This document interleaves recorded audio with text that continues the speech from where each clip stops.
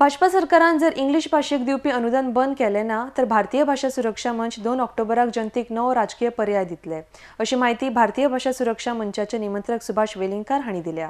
RDX खातीर वास्कोच्यान John de Silva.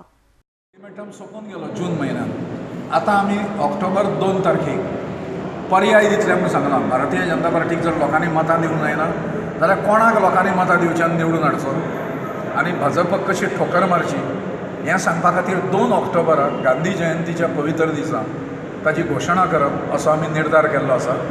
ताची पूर्व तयारी करपा खातीर ह्यो सगळ्यो जाहीर सभा ज्यो आसा त्यो चलता आनी मातृभाषा रक्षक अभियान म्हणून एक मोठें चालू आसा।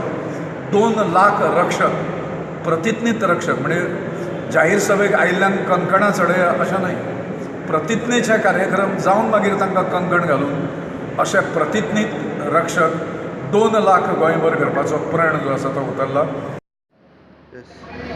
आज पळय आमची जाहीर सभा हांगा आसा, तशी जाहीर सभा ती पावसा दिसांनी आमी क्लोज्ड बंद हॉलांनी घेतात, म्हणल्यार तितली ती व्हड जायना।